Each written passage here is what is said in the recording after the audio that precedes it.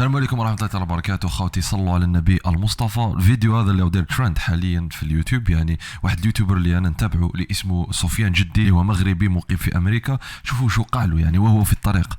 بون هو سائق شاحنة من الوزن الثقيل. سايق وعرفتي واحد الناس مساكنه وما بقاو فيا هنايا. شوف على اكسيدون كي دايره، واحد الاكسيدون خايبه وجات في الظلام ما كيشوفوا حتى شي واحد. هادو اللي جايين تيجيو جد. شنو درت انا بالرموك ديالي بجوج بيهم، قطعت النص ديال الطريق ودرت الفور. يعني وقع حادث مرور في وسط الطريق السريع جدا يعني في الولايات المتحدة الأمريكية أمام شاحنة هذا سفيان جدي هذا، فقام بإيقاف الشاحنة من أجل تغطية تلك السيارة اللي كان فيها شخصين، امرأة ورجل. وهذا يعني ريفلكس رائع من سفيان جدي، يعني ولا واحد يعني ممكن أنه يقوم بهذا الشيء إلا إذا كان عند الإنسان هذاك إيمان وكانت عنده روح طيبة، لأنه كل واحد يخاف على الماتيريال الخاص به. شوف وكنديروا فلاش باش مساكن ما يضربهم حتى شي واحد، ما عندهم لاض ولا حتى شي لعبه، وانا اللي مغطيهم بالكاميو. يعني كنتسنى البوليس يجي باش يقطع الطريق باش هكا الناس يشوفوهم من البعيد، لانهم كانوا في الضوء وخطر عليهم. انت ما كتشوف البوليس.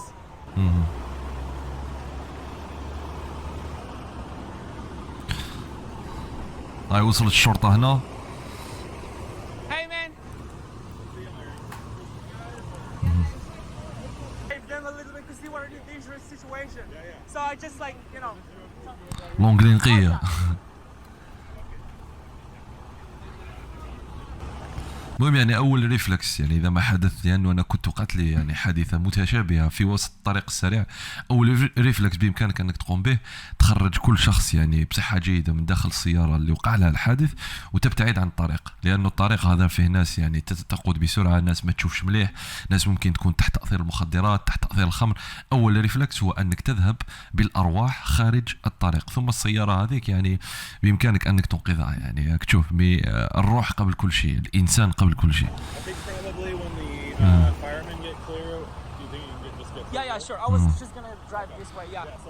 هنا الشرطي قال له يعني لما يذهب الحماية المدنية يقومون بإزاحة هذه السيارة من الطريق بإمكانك أنك تذهب في طريقك.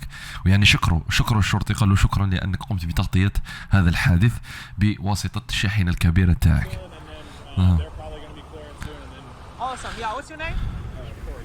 كوري.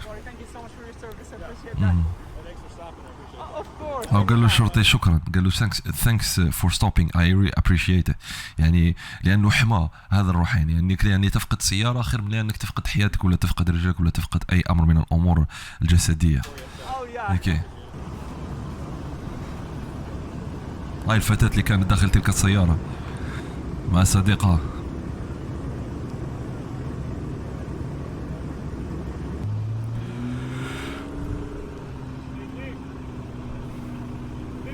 اوكي. هذا التست يعني من اجل اختبار اذا ما كانت في حالة ثمالة ام لا.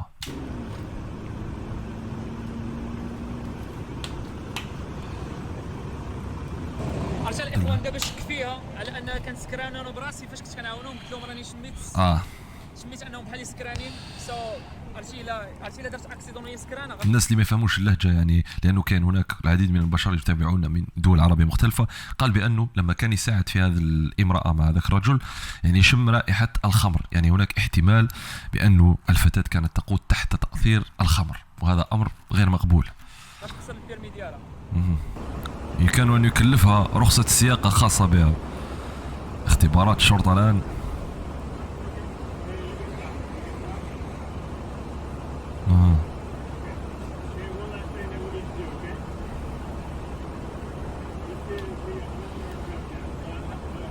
اوكي.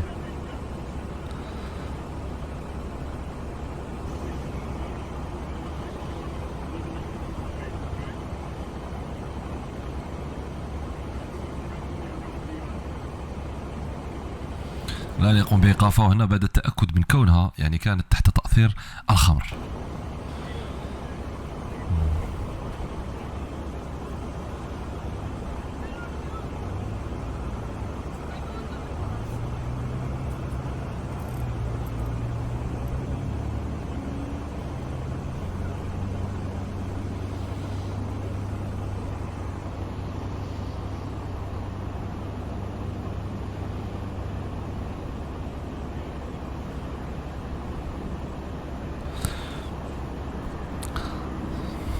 يعني نو كومنت، بدون تعليق على هذه الصور. يعني راكم تشوفوا يعني بعدما يوقع الحدث ياتي الندم، والندم في بعض المرات ينفع وفي بعض المرات لا ينفع. يعني الحمد لله انها جاءت هكا ولا اكثر. يعني تخيلوا معي لو كانت فقدت حياتها ولا فقدت حياه الصديق اللي كان معها. عمرك اصاحبي ما عمرك تشرب وتسوق. هي دابا المشكله هي غتمشي للحبس وغتخرج غرامه وغيحبسوا لها البيرمي ديالها على الاقل واحد 90 يوم ويشوفوا واش عام ولا على حساب. اللي كانت ديجا دايره هاد البلان هذا. شو عاوتاني مورايا واحد خونا من الطوموبيل وحبسات له الطوموبيل هنايا، قطع الطريق على كلشي. تخيل معايا ان هذا الاي 5 هذا معروف بزاف ميريكان. عرفتي مورايا شحال طويل كله حبس. الروينه عرفتي راه حبسات بزاف ما قدراتش كاع يعني تزيد هاد الحركه هذه. يعني دابا تقريبا 10 دقائق ولا 15 دقيقه. صعب يعني والله نفس الحكايه نفس القصه خوتي. المهم الفيديو هذا كان من قناه سفيان جدي، تجدون رابطه في الديسكريبشن بوكس. نوجه تحيه لسفيان جدي، يعني يوتيوبر وعامل يعني مجتهد صراحه، يستاهل الاحترام والتقدير، وانا شخصيا نتبعه يعني قبل هذا الفيديو. تحياتي ليك الاخ سفيان.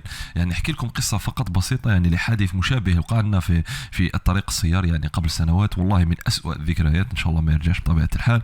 وقال لي انا وكنت مع الوالد تاعي في الطريق السيار، ولما توقفنا يعني ولما توقفت السياره من التحرك يعني بعد الحادث هذاك، يعني نحن تحت تاثير الصدمه، وكان داخل السياره هذاك دخان الايرباكس، يعني كان شعور يعني لا يوصف.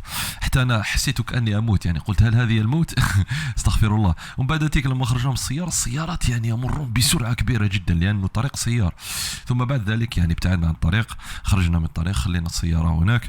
ومن بعد يعني من حسن حظنا انه كانت هناك شاحنه خاصه بالجيش الجزائري توقفت وخففت نوعا ما سرعه السيارات. ثم بعد وصول الشرطه والدرك يعني حدث حادث اخر في نفس منطقه الحادث تاعنا لما توقفت الحركه. لذلك اعزائي المشاهدين من اخطر الامور اللي ممكن انك تقوم بها انك تدخل الى الطريق السريع وتتهور في السياقه، لانك بامكانك انك تودي بروحك وتودي بروح اشخاص يعني ما عندهم حتى علاقه معك، وممكن اشخاص بريئين، وتبقى كل شيء بيد الله عز وجل. ولكن الوقايه خير من العلاج، هذه دائما ما تعلمناها ملي كنا صغار. دونك اي واحد عنده سياره ولا عنده دراجه، اعرف باللي انت مسؤول، راك مسؤول على نفسك ومسؤول على الاشخاص اللي راك تسوق معاهم في نفس الطريق. يعني الطريق ليس ملكك، لو كان الطريق ملكك يعني فانت حر، قد بتهور ولا قد بالطريقه اللي تحبها انت. ولكن هناك في الطريق هذا عائلات، شاحنات، حافلات، اشخاص يعملون بسياراتهم، اشخاص يعني يسافرون للضروره من اجل الطب، من اجل امور مختلفه. لذلك رسالة هذا الفيديو خوتي خواتاتي، سوقوا بحذر ولا تسوقوا تحت تأثير الممنوعات، لأنها في الدين حرام وفي القانون ممنوعة، وبإمكانها أن تخرب لك حياتك وتقلبها رأسا على عقب. فلنفترض أن هذه الفتاة مثلا تعمل بسيارتها اليوم بعد هذا الحادثة وهي تحت تأثير الخمر، ستفقد رخصة السيارة، ستفقد طبيعة الحال حريتها ممكن لبضعة أشهر أو بضعة أسابيع أو بضعة أيام حسب القانون وحسب يعني درجة الخمر الموجودة في الدم. بالإضافة إلى ذلك أنها ستكون مكلفة بدفع غرامة مالية. يعني إذا ما كانت حياتها مستقرة سوف تنقلب الحياة رأسا على عقب. هذا هو يعني الفيديو تاع اليوم، فيه رسالة صراحة مهمة ومهمة جدا، خاصة مع تزايد عدد الأحداث والحوادث عفوا في الطرق. أشكركم جزيل الشكر. أعزائي المشاهدين اشتركوا في القناة، فعلوا زر التنبيهات، لا تنسوا اللايك. السلام عليكم ورحمة الله تعالى وبركاته.